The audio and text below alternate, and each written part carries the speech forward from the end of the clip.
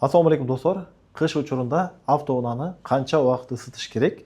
Негизи заводдун стандарты боюнча 30 секундтан 60 секундка чейин ысытып, 2000ден ашырбай айдап кетсе болот. А бизде эскиден бар автоунааны суусу 90го чейин ысытып, андан кийин айдаш керек, ошондо поршундар закка жебейт деген бир түшүнүк бар. Эмне үчүн алып турам эмес, түшүндүрүп берейин. Бул жерде автоунаанын толук цилиндрдин көрүнүшү. Туугандар, бул жердеги цилиндр өзүнүн рабочий температурасы стенканыкы 150ден 250 температурага чейин болот. Ал эми бул жерде поршун кыскандагы абанын кысылуу температурасы 400 болот. Ал эми бул жердеги жарылуудагы температура 2000ден 2500ге чейин болот. Бензиндер, дизелдер 2500ден 3000ге чейин болот. Эми мына ушул жарылуу канча жолу болот? 1 минутада 720 жолу орточо оборот. Коленчатый вал 2 жолу айланганда поршун толук баары чыгып түшөт. Демек, секундага бөлгөндө 1 секундада 12 жолу очерт менен эсептегенде ар бир секундада 6 жолудан цилиндрде жарылуу болот. Демек, 1 секундада бул жерде 6 жолу жарылуу болот, температура 2500. Ошентип 30 секунддун ичинде бул стенкадагы температура керектүү температурага келип бүткөн болот. Суу ысы элек болот. Бизге суу ысыш керекпи, керек эмеспи?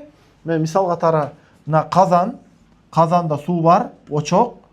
Туугандар, бизге мына очоктогу температура керек. Биз бул жака от жагылганда очоктогу температура керектүү болгондо бул рабочий болуп эсептелет. Биз көбүнчө бул суу кайнасын деп туруп алабыз.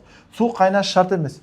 Сууну жакшыраак кайнатам десек, биз катуураак айдасак, ошондо бул жердеги 700 оборотто 180 жолу жарылуу болот. Ал эми биз 2000 оборотто айдасак, ушундан 3 эсе көп жарылуу болот.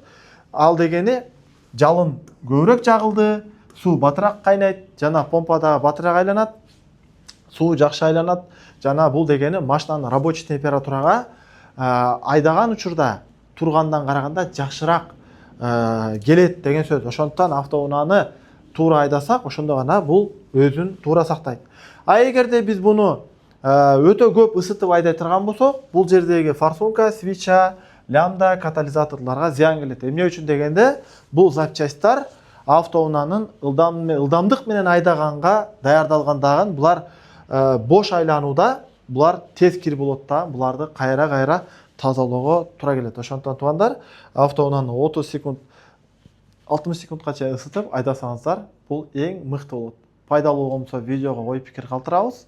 Баарыңыздарды автоунааны туура колдонгонго чакырабыз. Видео пайдалуу болсо колдоп кетиңиздер, дагы да көбүрөөк видео тартабыз.